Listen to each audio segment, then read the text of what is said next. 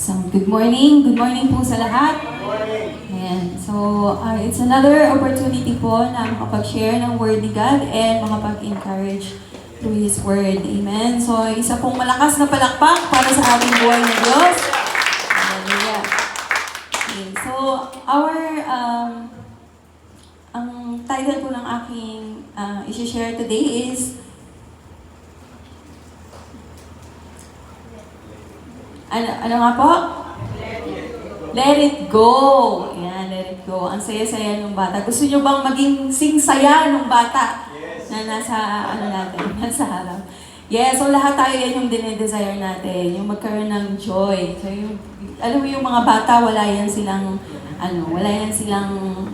hinuhold na kung ano sa mga puso nila. Pag naramdaman nila masaya sila, masaya talaga yan sila. So it's a pure joy.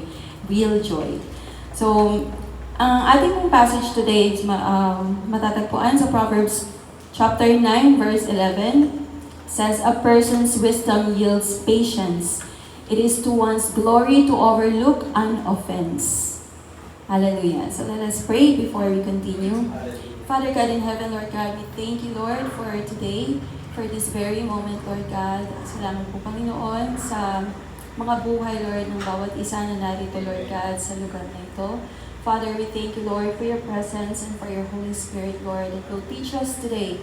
Oh God, hallelujah, for opening our minds, our hearts, oh Lord, na maunawaan namin, Panginoon, at matanggap, Lord God, ang inyong ang mga aral niyo, Lord God, for today, Father. Thank you, Lord God, for everything. We bless your name. We glorify you.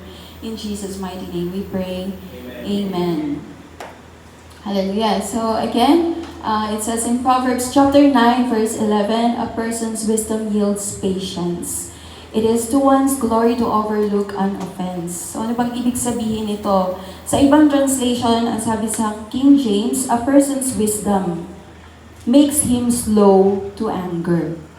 Yan. So kapag ang isang tao ay may wisdom, hindi siya basta-basta nagagalit.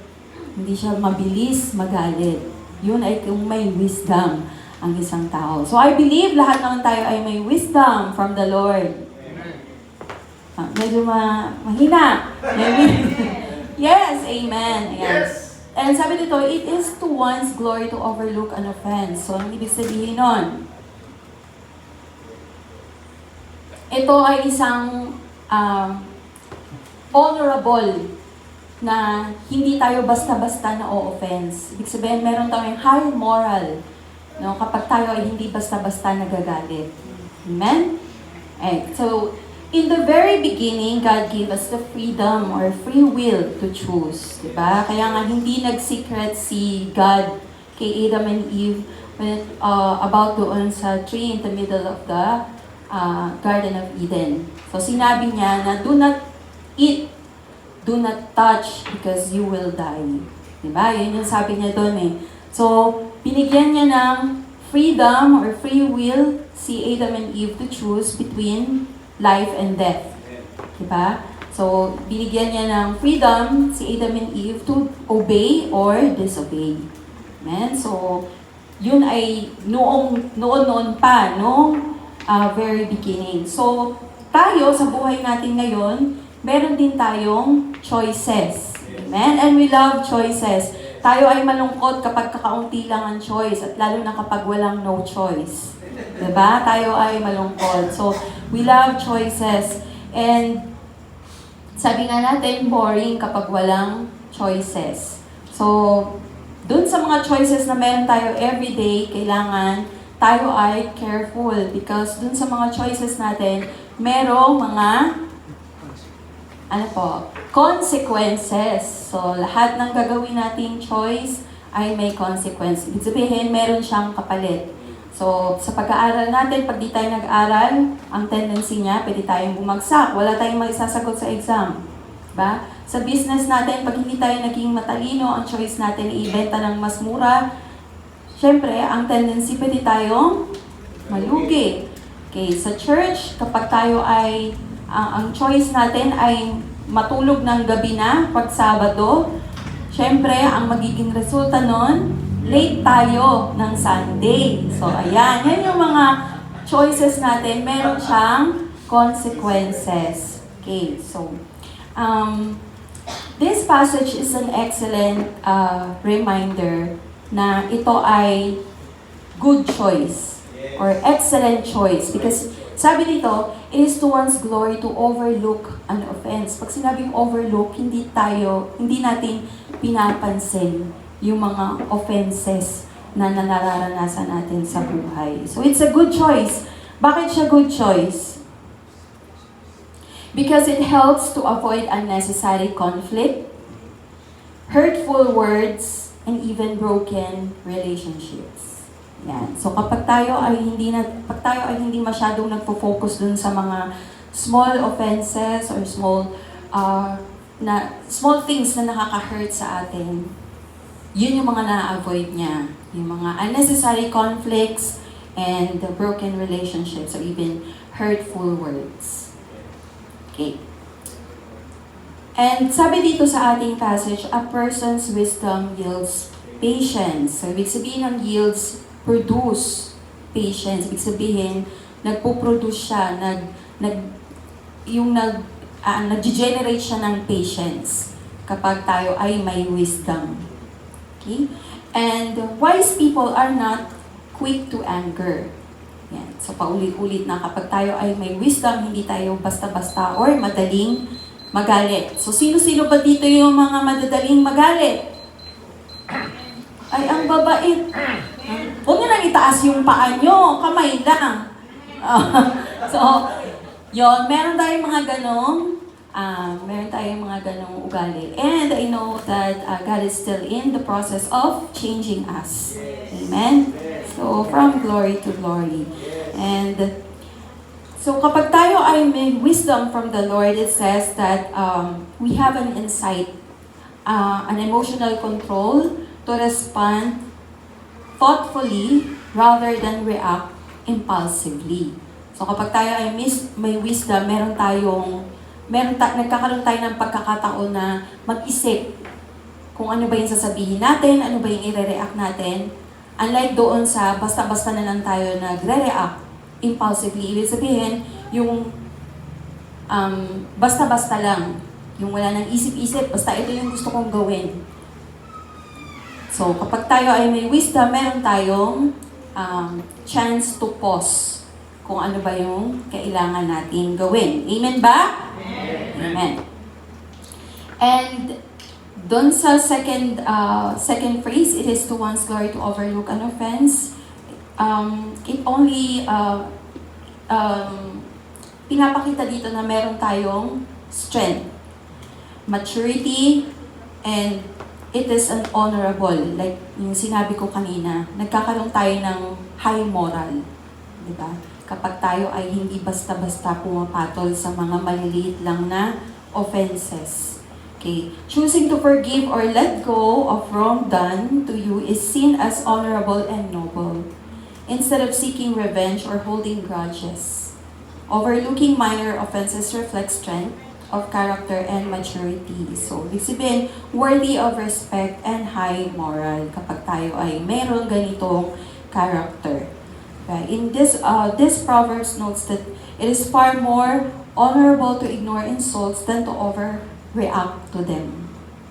Okay? So, kapag tayo ay hindi masyadong or hindi tayo nagre-react sa mga maliliit na bagay, tayo ay i-respect or ma-earn natin ang respect from others. Okay? And it's also encourage us to slow to anger and quick to forgive. Okay? So, itong verse na to ay tinuturuan tayo na hindi basta-basta madaling magalit. At tinuturuan din tayo nito na mas piliin natin ang forgiveness. And not because we are weak, but because we are wise. Okay, ano ba ang wise sa pagkaunawa natin? Ang wise ay matalino. So, ang mga matatalino daw, hindi madaling magalit. Okay, so lahat na tayo matalino. Ayaw naman nating matawag na di ba? So, tayo ay mga wise. Yes? Yes! Parang hindi lahat nag-yes Yes? Amen! Yes. natin yan kay Lord, yan dapat yung mga kino-confess natin, yung mga kinukuha natin na regalo ni Lord, wisdom. And so, ang question dito, how can we make wise choices? So, paano ba tayo makakapag-make ng or makakagawa ng mga matatalinong pamimili? Yan. So, paano ba tayo makapili ng matalino? Ang hirap ng Tagalog. Makakapili tayo ng may katalinuhan. Ayan. So, paano natin magagawa yon? First, don't stress yourself over petty things. Pag sinabi natin petty things, anong petty? Ano yung ibig sabihin ng petty? Maliliit na bagay. Maliliit na bagay. So, wag natin ini-stress yung mga sarili natin sa mga maliliit na bagay, yung mga hindi importante. Simpleng bagay. Okay, yung mga simpleng bagay. It's about choosing peace over pride. And letting small offenses roll off your back instead of letting them steal your joy or damage your relationships. Not everything deserves your energy and reaction. So yung mga maliliit na bagay na yun ay hindi deserve na pag-aksayahan ng lakas. Ang dami nating gawain sa buhay na kailangan paglaanan ng kalakasan natin instead na mag-focus tayo sa maliliit na bagay. No? So medyo tahimik tayo, no? So siguro sa mga bahay natin, i-practice natin yun. Kapag meron tayong mga maliliit na bagay na hindi naman talaga nagmamatter or hindi siya ganun ka-importante, huwag na nating pansinin. Practice natin yan. And good practice makes perfect. Yan. Good practice. Hindi lang siya basta practice. Kailangan good practice. Yan. And sa Proverbs chapter 14 verse 29 says, "Whoever is slow to anger has great understanding, but he who has a hasty temper exalts folly." So ano ba yung ibig sabihin ng exalts folly? Ito po ay nagdi-display ng foolishness. Okay, imaginein mo kung mabilis kang magalit, nakita ng buong barangay. Anong natin doon? Siyempre, it displays foolishness. And foolishness means, ang ibig po sabihin ng foolishness, kapag isa-search niyo po yan sa dictionary or sa Google, it says stupidity. Ibig sabihin ng stupidity, unintelligent. So it's kabaliktaran ng wise. Okay. So, kabaliktaran siya ng matalino. So again, dahil ayaw nating matawag na ganon, ang Word of God is for teaching. Ito po ay tinuturuan tayo. Yes, nasasaktan tayo, but it is God's teaching for each one of us. So since ayaw nating matawag na kabaliktaran ng matalino, let us practice to become wise. So, slow to anger. Yan po. So, lagi nating i-practice na kapag meron tayong na-encounter na mga bagay na nakagalit, so, let's pause muna. So, huwag tayong mag-react agad. Kailangan mag-isip muna tayo. Okay, ano bang sasabihin ko? Ano bang ire-react ko? Tama ba itong gagawin ko? Tatalon ba ako? Ako ba ay maglulupasay? Yung mga ganon. So, isipin muna natin bago tayo mag-react. Ano bang sasabihin ko? Sisigaw ba ako? Kailangan ko bang huwag munang magsalita? So, kailangan magkakaroon tayo ng wise choices. Amen? Amen. Amen. So, every day, we face moments that test our patience. Okay, yung mga pasensya natin talaga ay tinitest every day, lalo na kapag tayo ay nasa mga bahay natin. Okay? Natitest siya kapag tayo ay nakakarinig ng mga rude comment. Okay? Yung mga dismissive glance, yung mga parang feeling mo palagi kang iniirapan or feeling mo masama tumingin sa'yo. May mga ganun tayong circumstances or situations sa mga buhay natin na dapat hindi natin pinapatulan. Okay? Ang mga Ang mga mapagpatol, anong tawag sa mapagpatol? Patola. O, so, ayaw natin matawag na patola. So, kailangan hindi natin masyadong pinagtutuunan ng pansin yung mga ganong bagay. And again, not because we are weak, but we are wise. Amen. So again, we're showing strength, we are showing peace and maturity kapag ganun tayo, kapag tayo ay may ganong character. So again, not every situation or not every battle deserves our energy. So we have to choose our battle wisely. So dapat tayo ay pumipili lang ng kung ano yung battle na kung saan tayo ay makikipaglaban. Hindi lahat ng battle ay parang kang palaging sugod ng sugod. No, hindi naman kailangan. So, kailangan sa bawat battle natin every day, we will choose kung alin lang ba doon yung ating sasama or alin lang ba doon yung kailangan tayong lumaban. Okay? So, we need to choose our battle every day. So, hindi lahat yun ay pinapatulan. So, God calls us to rise above the petty and temporary. So, ang gusto ni Lord, hindi tayo yung ma-overcome ng mga ganong circumstances, but tayo ay dapat, we will rise above the petty and temporary things na pinagdadaan natin. So, when we choose to overlook an offense, we're not being weak. Okay? And yun, so yan ang ating first. Again, ang first natin is don't stress yourself over petty things. Number 2, remind yourself that life is short. Okay, so ito yung mga ways kung paano natin mapaglabanan itong mga madaling magalit. So again, remind yourself that life is short.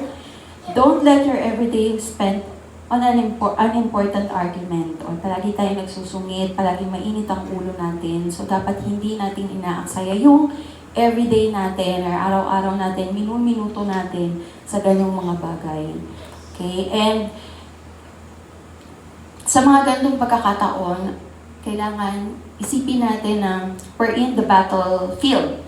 Okay? And in the battlefield, kailangan ang laging nating goal is victory. Okay? Kapag nandun na tayo sa situation na yon, palagi nating isipin na nandito na naman ako sa battlefield ko. Kailangan kong manalo. Yan. So, yun yung palagi nating iisipin kapag nararamdaman na naman natin na kinakalabit na naman ako ng pag-init ng ulo. Kinakalabit na naman ako ng pagsusungit ko. So, kailangan, nandun ka na sa battlefield na yon, remind mo na yung sarili mo, kailangan kong manalo dito. Okay? Yun ang palagi nating isipin. Kailangan kong manalo. Hindi tayo palaging talunan. Okay? So, kasi we're not loser. In Jesus Christ, di ba? We are more than conqueror. So, kailangan palagi ang goal natin, victory. Amen? And sa James chapter 4 verse 14 says, yes, you do not know what tomorrow will bring. What is your life? For you are a mist that appears for a little time and then vanishes. So kaya, sa mga pagsusungit natin, tayo ay nagwe-waste ng mga moment na dapat nagsasaya tayo together with our loved ones, together with our fellow believers. So dapat, kapag may mga ganong pagkakataon, lalo na sa mga kasama natin sa bahay, hindi na tayo nag-aaksaya ng panahon na magalit, mainis ng mainis, because life is short. So, ngayon, nandito tayo, and then tomorrow, alam pa ba natin na nandito pa tayo, present pa tayo, or next year, present pa ba tayo? Sayang naman kung naigugol lang natin sa pagsusungit. Diba? Sayang naman kung naigugol lang natin yung 1 year, 2 years, or 10 years na palaging mainit ang ulo natin. And isipin natin na hindi lang natin pinapasakitan yung mga mahal natin sa buhay, kundi yung mga sarili din natin. Pwede tayong magkasakit. Diba? Ayaw naman natin na magkasakit tayo sa puso. Diba? Ayaw naman natin na palaging masakit ang ulo natin kasi nga stress na stress tayo sa mga bagay na hindi naman dapat. Okay? So we have to remind ourselves that life is short. So hindi natin yan i-spend sa mga hindi hindi importanteng bagay para lang mainis tayo ng mainis. Parang ang dating kasi tinotorture natin yung mga sarili natin. Ito naman, maiinis na naman ako. Ine-embrace natin yung moment na maiinis ka. So, kailangan, pag nandun ka na sa moment na yun, again, ang goal natin is to overcome, to have a victory. Okay?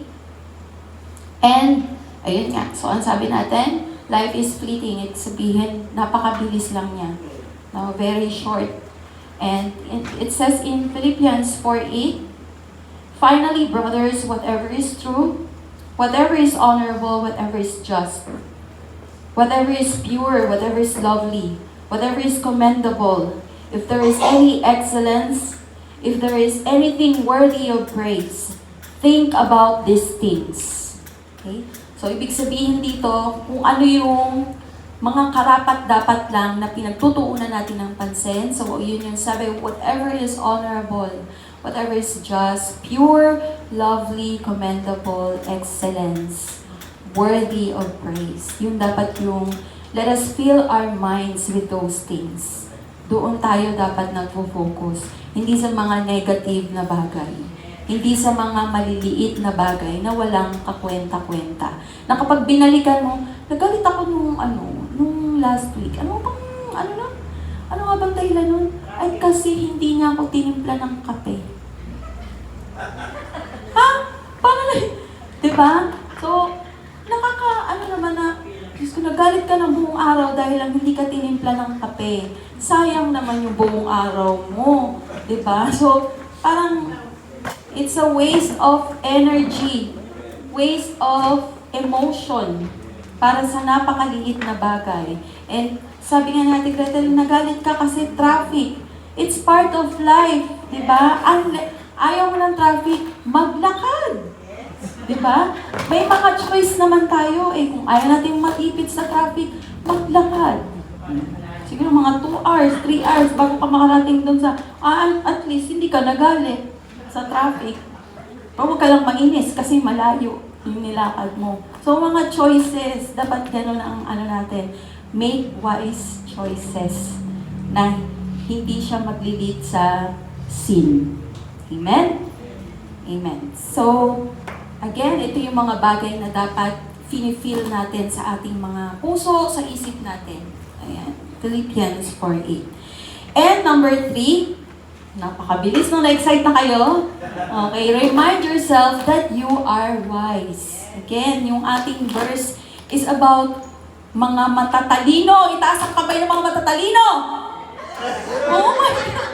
Sino ang matatalino? Itaas nyo na, wag na kayo mahiya. Yes, matatalino tayo. Hindi lang naman sa academic, hindi lang naman sa math ang pagiging matalino. Ako po ay mahina sa math. Pero ako po, gusto ko po na maging matalino sa pagpili sa bawat battle na aking lalabanan sa araw-araw. So I hope na ganun din kayo.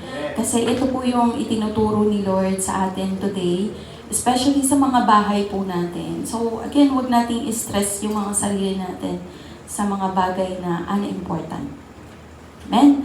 So number 3, remind yourself that you are wise.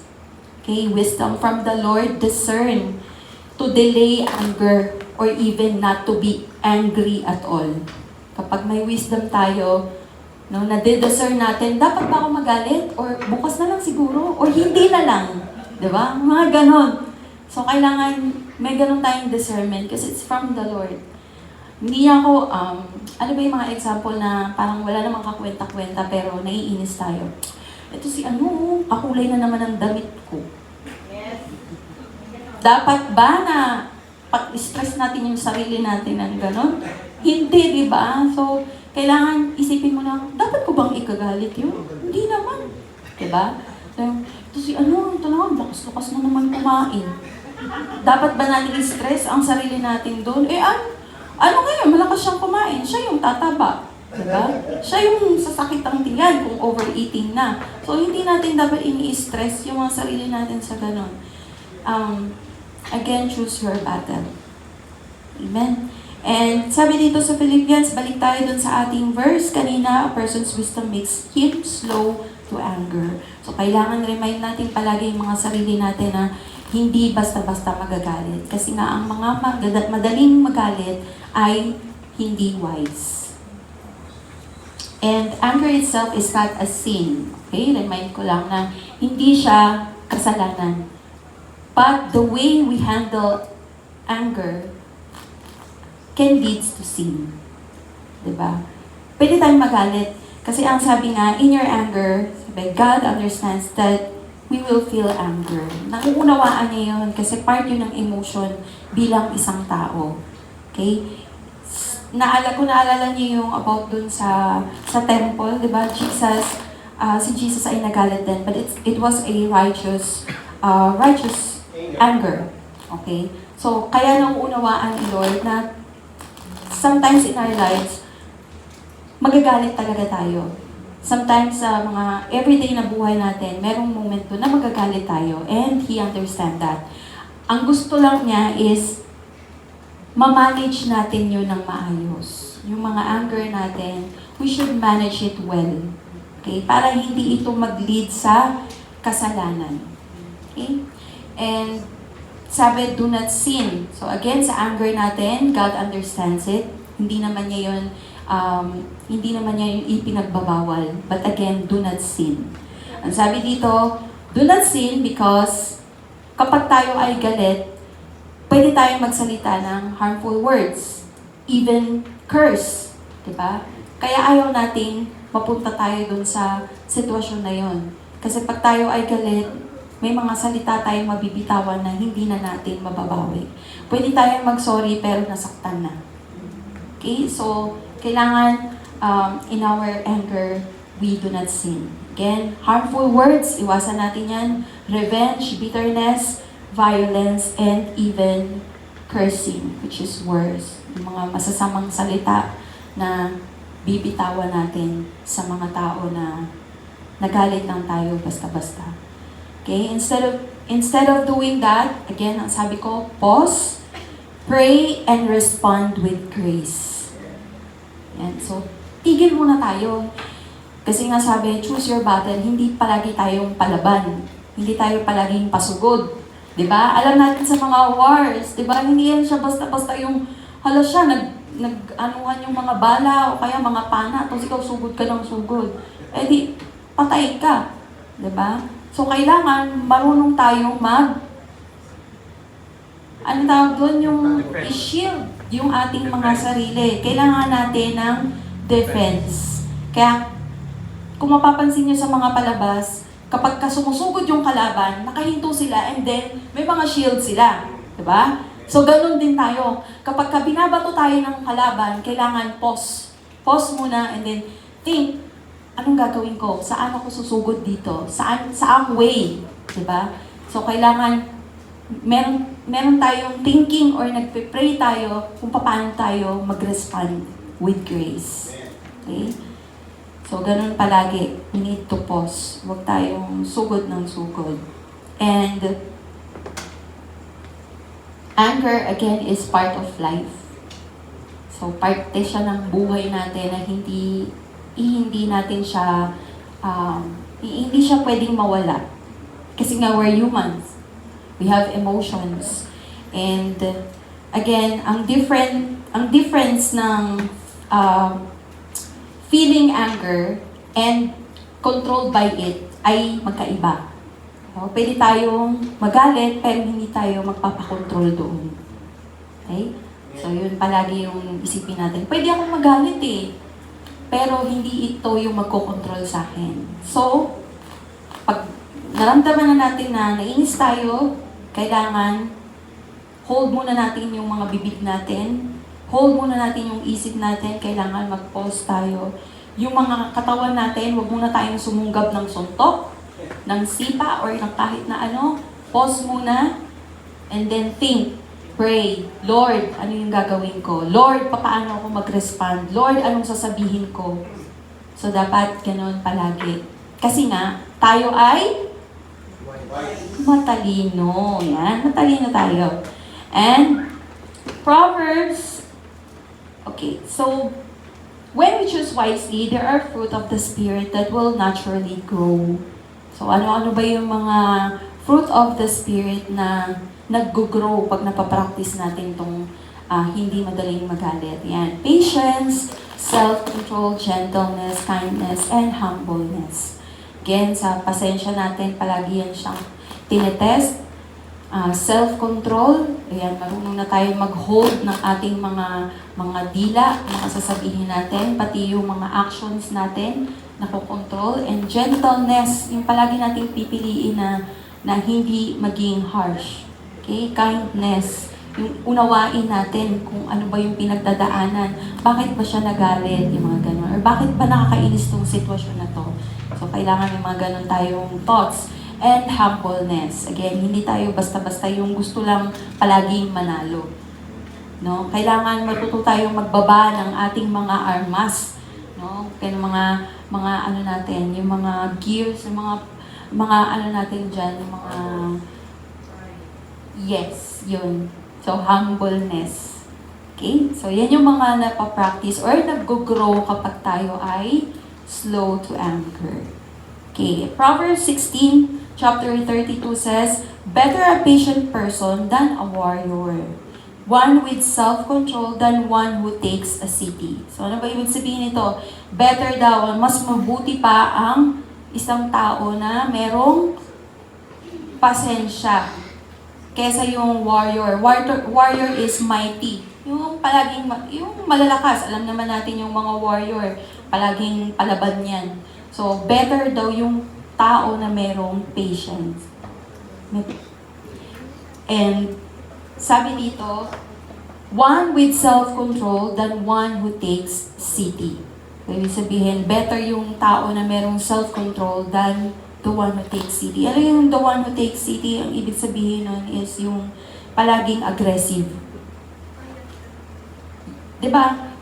Kapag ang isang warrior or isang hukbo na gustong kunin yung isang lugar, sasakupin nila yung isang lugar, di ba? Aggressive yan sila. Talagang susugod yan ang susugod.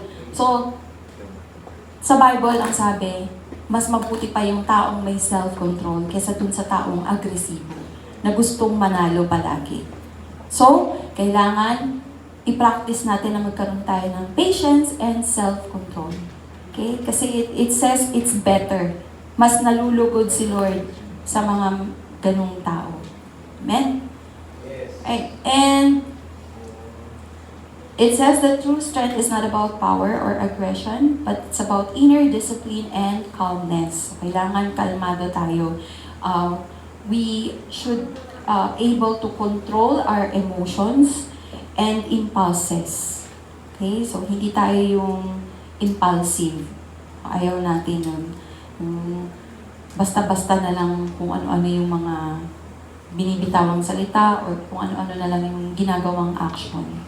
Okay? So, I believe na ito ay message ni Lord na gusto niya na matutunan natin, especially sa mga tahanan natin. Amen. Na magkaroon tayo ng spirit na slow to anger. Okay? And again, we have to choose our battle. Hindi lahat ay deserve ng strength and energy natin.